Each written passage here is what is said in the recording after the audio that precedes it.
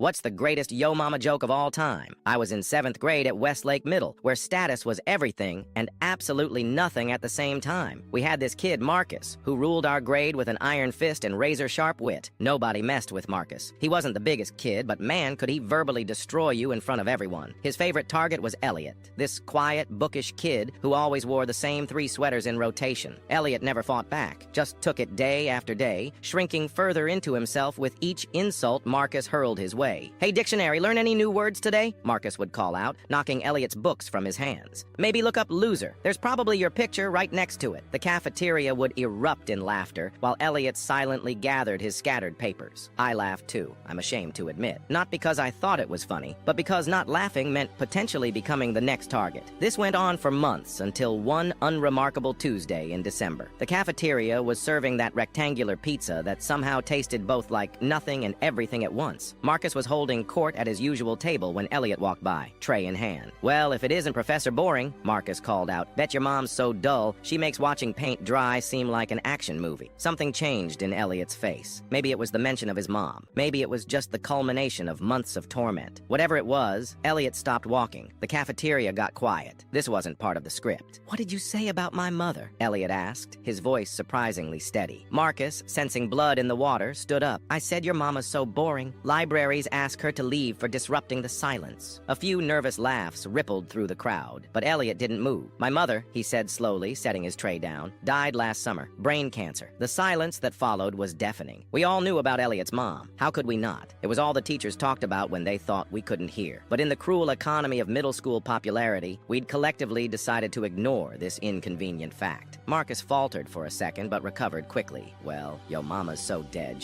Your mother," Elliot interrupted, his voice still eerily calm, "is so disappointed in who you've become that she cries herself to sleep every night wondering where she went wrong." It wasn't funny. It wasn't even really a yo mama joke in the traditional sense, but it landed like a nuclear bomb in that cafeteria. Marcus stood there, mouth opening and closing like a fish out of water. Everyone waited for his comeback, his inevitable verbal destruction of Elliot. Instead, we watched as his eyes welled up. Without a word, he turned and walked out of the cafeteria. Elliot picked up his tray and sat down at an empty table. Gradually, conversation resumed, but something fundamental had shifted. The next day, Marcus apologized to Elliot. Not publicly, in some grand gesture, but quietly, by the lockers before first period. I only saw it because I was running late. They never became friends, exactly, but Marcus never targeted Elliot again, and slowly, his reign of terror over the 7th grade dissipated.